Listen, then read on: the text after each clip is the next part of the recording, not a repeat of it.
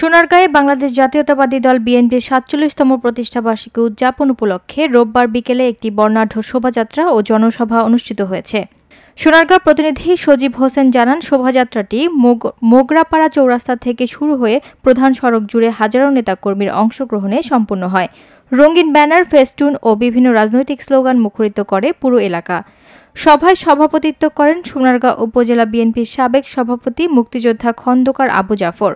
প্রধান অতিথি হিসেবে উপস্থিত ছিলেন মুক্তিযুদ্ধ বিষয়ক মন্ত্রণালয়ের সাবেক প্রতিমন্ত্রী ও বিএনপির কেন্দ্রীয় নির্বাহী কমিটির সদস্য অধ্যাপক মোহাম্মদ রেজাউল করিম। তিনি বক্তব্যে বলেন, বিএনপি জনগণের অধিকার আদায়ে সবসময় পাশে থেকেছে। গণতন্ত্র পুনরুদ্ধারের সংগ্রামে আমাদের সবাইকে ঐক্যবদ্ধ থাকতে হবে।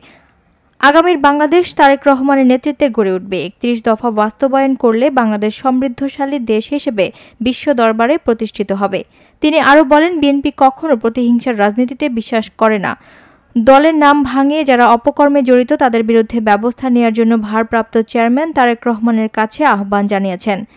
অনুষ্ঠানে আরও বক্তব্য রাখেন সোনারগাঁ থানা বিএনপির সহ-সভাপতি শফিউদ্দিন ভূঁইয়া, বারদি ইউনিয়নের সাবেক চেয়ারম্যান আবুল কাশেম বাবু, জেলা স্বেচ্ছাসেবক দলের সদস্য সচিব সালাউদ্দিন শালু, উপজেলা যুবদলের সিনিয়র যুগ্ম আহ্বায়ক নূরে ইয়াসিন নোবেল, যুগ্ম আহ্বায়ক আশরাফ মোল্লা, মোগরাপাড়া ইউনিয়ন বিএনপির সহ-সভাপতি খোরশেদ আলম, পৌর যুবদলের সাবেক সভাপতি ফারুক আহমেদ তপন, ইঞ্জিনিয়ার মুমিনুল ইসলাম, মোহাম্মদ গিয়াসউদ্দিন, মোক্তার হোসেন মিন্টু প্রমুখ।